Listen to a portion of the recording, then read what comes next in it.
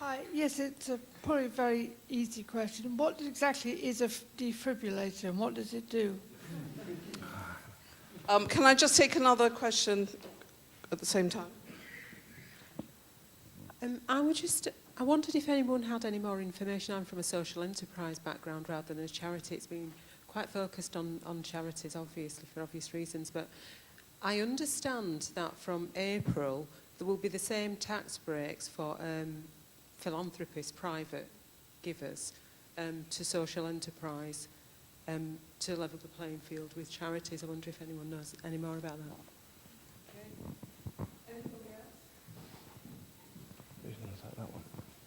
There was a lot of talk this morning about good stewardship of money that donors and philanthropists are both the same thing anyway. So how do charities and community organisations really show that they're doing a good job with the money that we're given? Just one thing that I would suggest is that you ask the philanthropist what success means to them. I think it's all about social change. And just one thing that I can tell you that we ask all our philanthropists, the question is, how do you achieve £5 of social change by making a £1 donation? And that is where everything comes in that everyone has talked about today. It's about your connections, it's about your talent, it's about utilising not just money, in fact, mostly not money, but following the example of Phil and Marcel and everyone else has spoken. But I think if you use that as an example, that is a big start in terms of proving the social change that you are making. One of the interesting things about social enterprise is that we use it as a noun, but actually it's really a verb, because it's something that you do, not something that you are. However, the Treasury has consulted on bringing in tax relief for investment in social enterprises in a way which is similar to the community investment tax relief, which already exists. And that will mean that if investors invest in a social enterprise, they can get tax relief on that investment. And you count as a social enterprise if you are a KIC, a company limited by guarantee. And I have a feeling at the back of my head that there's another legal status and I can't remember what it is. But thank you very much, Gary. Community Benefit Society. So it will be dependent on your legal status and not necessarily on what you're doing alone, if that's okay. Okay. Very quick Wikipedia answer. A defib is like a battery charger for your heart. So when your heart's stopped or fluttering, it gives you an electric shock to bring it back to life.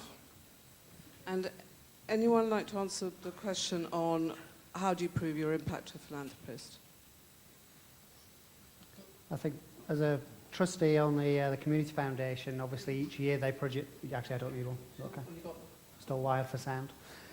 So I think most organisations are bound to, at the end of the year, produce a report. And certainly sitting around the table with a business perspective on the care I see at most of the charitable organisations we sit in, that really struggle, you know, with how do they get their costs down because they want the absolute maximum return. So as little as they can spend on staffing, yet still being prepared to say we are offering value and still say that we have to maintain this minimum cost in order to deliver such a terrific service, then generally in those annual reports you'll find out exactly how many people they've impacted, how much they've given away. And certainly I know the foundation, I think last year the Community Foundation was something like 178 local charities and groups received, I want to say £750,000. £750,000 last year. So there's a very visible, everybody has to file, it's not like a sole trader where you maybe don't have to give the granular detail.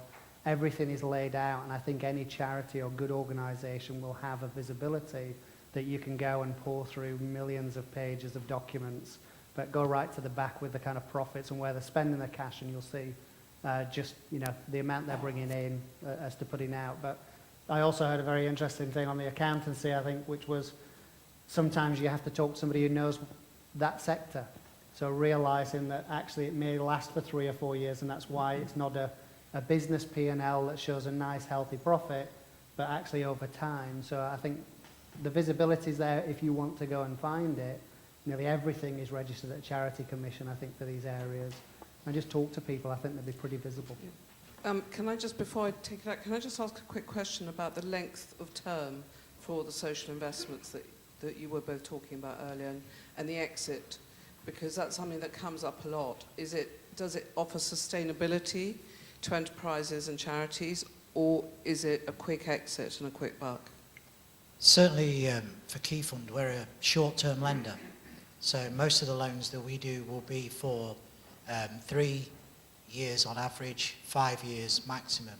We can go longer than that, but there are ways and means of doing these things. And one of the things that I talk to, this is a very collaborative space. My former colleagues in the bank can't believe that I would openly offer a deal to someone else simply because they could do it better than I can. They won't believe that we will share a deal because it's better that we share it than it is that one of us tries to do the whole thing. And so it is a very collaborative space. So what you get in terms of the term of a loan is that I can do a loan that is 3 to 5 years long, but I can make it look as if it's a 15-year loan. So I can make it look as if the repayments are stretched over 15 years, but have a bullet repayment at the end of 5 years. And if I talk to one of my other banks and say the reason you won't do this at the moment is because we don't have a profit and loss that shows that you've got 3 years of profitable trading that will see this debt through.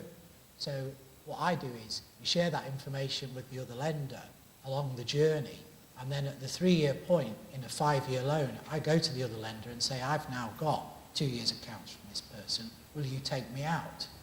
And they do, and then you get a longer loan out of it. And then you get a real 15 years as opposed to my fictional one. And so it can be done. So even though it's a short-term lender, you might not think that this is the way to do it. There's plenty of ways of sorting these things out. It can all be... Anybody else for the question? I have, over the last few weeks, I'm getting the impression and the feeling that CSR is probably the worst thing that's ever happened for charities. Companies can use CSR as a nice little tick box exercise. This is what we do. Aren't we nice and cuddly? We can just be evil everywhere else. It's an oversimplification. The other thing I noticed with CSR is that it is a tiny, tiny percentage of what companies earn and is a fraction of what their marketing budget is like. Does the panel think that we'd actually be better off as charities trying to go for the head of marketing than we would be for the head of CSR? As a marketer, absolutely. Good question. I think much like philanthropy is a dirty word, I think CSR, in the certain size businesses are, and I think there's some people that do it really well, who actually see it as an embedded part, and marketing has the same challenge.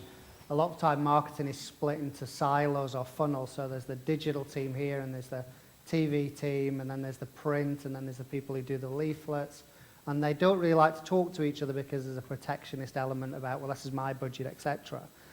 I think charities can learn a lot from business. I think businesses can learn a lot from charities, particularly in terms of ethics and drive and determination and clarity of goals.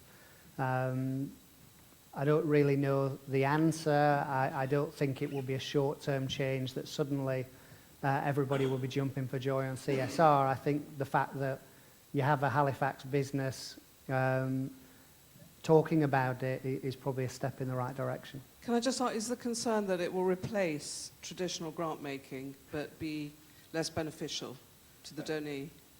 I mean, one thing I would add is CSR is only one means to an end. There are other means as well, and I think it's there, take it if you can, but also you've got to go back and you've got to build a relationship. So the reason Phil Packer got a free flight to America wasn't because of Virgin's CSR budget, it was because he built a relationship with somebody within the organisation. And that is what you've got to do, not just rely on that CSR budget. It's clear that there's good CSR and bad CSR. One of the issues with it is that CSR budgets expand in good times and contract in bad times, and charities need to expand in bad times and contract in, well, maybe not contract, but you know, we're sort of waltzing to a different time beat. I think that's a real issue. I would have been involved a lot with the banks in the good years, and now those departments are decimated. All of the nice people with whom I built up relationships over the years are gone. And at the time when people working, say, in financial exclusion or debt advice really need funding and support, the money isn't there. So it's a little bit like you really don't want to be in a position where you're dependent on it. But if you can be strong enough to negotiate a good deal, it can obviously help. I'd just like to say as well that just because somebody has a big marketing budget, you can't take 10% off marketing, move it to CSR, because then you're back to the where's the value relationship. You guys are happy, but now this 10% in marketing is actually going to inhibit next year's giving in the year after and the year after, because if they don't keep evolving and pushing forward on their marketing budgets for a big company, they won't have money to give for CSR. Can I just ask the panel, either individually or collectively, what have you got out today? Because I'm sure if you were to go around the room, lots of positive things, lots of thoughts and creative ideas are flowing. But you know, you guys have given an awful lot today. What are you going to take away with you? I think, you know, I mentioned that both can learn a lot from each other, and I'm not usually in this world. You know, there's a lot of charity here, and as much as I'm as involved as the next man, it's not an area I spend a lot of time in. I am with the foundation, but even that's not a huge commitment through. When I hear stories of drive and determination and focus and relationships, it really strikes it home that as a business, that's what we've got to do. Because again, we're all focused on, if I run this marketing, how quickly can I get my cash back? If I run this, how quickly can I get my cash? And some of my businesses have suffered over the years because of that very short-term thinking.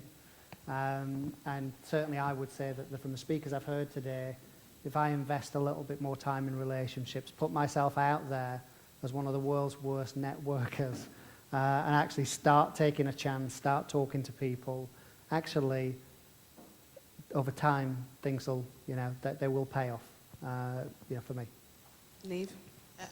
I'm a trustee of the Community Foundation in Northern Ireland, and I'm ashamed to say that I kind of vaguely was aware at the back of my head that we were doing something with local giving, but I didn't really know what the details were. So I was really delighted to be much better informed on that. And I firmly resolve from now on to get back to my Twitter account. I think for me, it's been a great day because I've met some old friends, people that we've helped in the past. I've met some, what I hope will be new friends. I think there is a reminder that stories sell at the end of the day, and that we've heard a lot of good and inspiring stories here today. And I'll certainly take some of those away with me. I think it's been a great day. First of all, I'll take away the contact for the website that I complained about earlier on, because that's now been fixed, which is good news. But I think, really listening to Phil Packer, listening to a number of people, life is about relationships. It's not what you know, it's who you know. And I think in the charity world, that's very, very important. You need to network, you need to know who you're dealing with, and you need to understand what the people you're dealing with are looking for as well. You need to build a symbiotic relationship with those people. I think that's what I've heard time and time again today. Yeah, and for me, I think it's rubber stamped that whatever we're doing at Heartbeat of Sport, we're doing it probably the right way. You know, it was great to hear that the most important thing's not cash, because we don't see it as cash. We see it as a time and effort, and the relationships, again, that you all spoke about. That's what we work so goddamn hard and try to do. So rubber stamp that I think we're doing it the right way. Thank you. I just want to add a little sentence, which is to say, you don't have to know these people. You just have to know someone who does know them. It's because I think it's quite intimidating, the thought of leaping up to, you know, Richard Branson and trying to make a connection or making a connection of some sort. So I would say use your board, use your team, and talk and communicate. It's really important that everybody works together and brainstorms how to get to these people. Steve, what do you take away from today? Thanks for the question. Well, I just think the vision came from my colleague Rob Bilson to my left, and really a lot of what Lee was saying. The foundation, we're in our 24th year, and to a lot of people we've been invisible, and this conference was really about saying we are here. We're actually very good at what we do, and to educate people from the voluntary sector, from the private sector. And to share good practice and to learn from each other. And I think it's just been an inspirational day. It's a long day, but an inspirational one. Yeah, to me, what's been really interesting, we've had so many different speakers, but it's all the same message, but in a slightly different way, which is it is all about, well, there's a couple of things. It's all about relationships. It's also delivering what you say you're going to deliver. And I think sometimes charities and third sector groups aren't always brilliant at that. And I think what a lot of the speakers have said today is you've got to work at keeping those relationships going as you do any kind of relationship. So meeting is the sort of the first stage, and then working at it and really just showing the impact of the work that you do so that people can really see what impact their support is having on you as an organisation. So a really interesting range of speakers and lots of notes of new things to think about.